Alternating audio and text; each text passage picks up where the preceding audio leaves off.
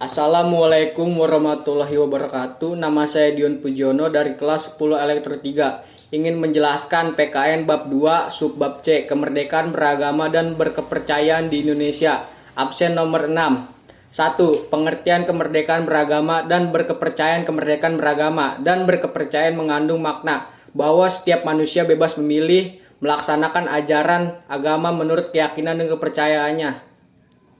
Dan dalam hal ini tidak boleh dipaksa oleh siapapun, baik itu oleh pemerintah, pejabat agama, masyarakat, maupun orang tua sendiri.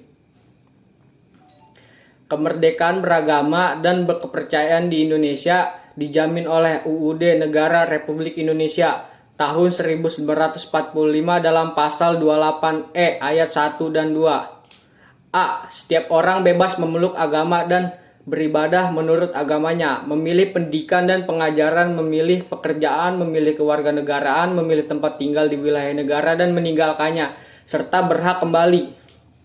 B.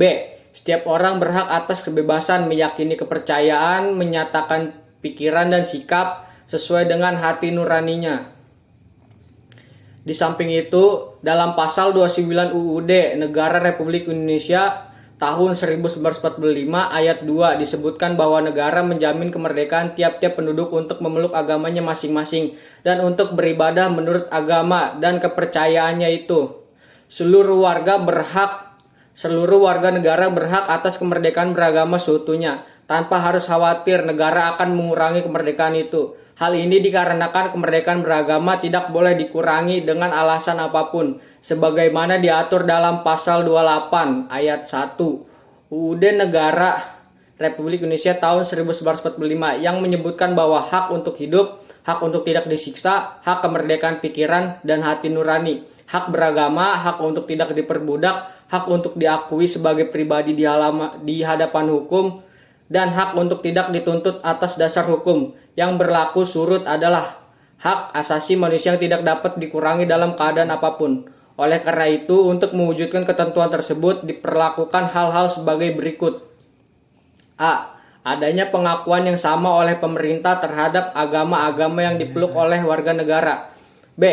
Tiap pemeluk agama mempunyai kewajiban, hak, dan kedudukan yang sama dalam negara dan pemerintahan.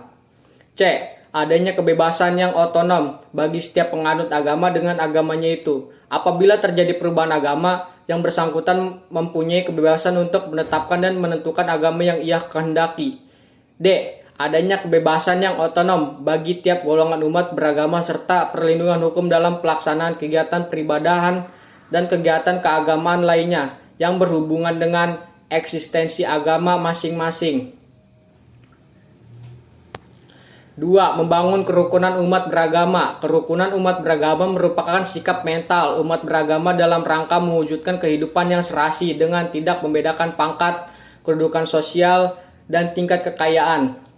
Kerukunan umat beragama dimaksudkan agar terbina dan terpilih hubungan baik dalam pergaulan antara warga baik yang seagama, berlainan agama maupun dengan pemerintah.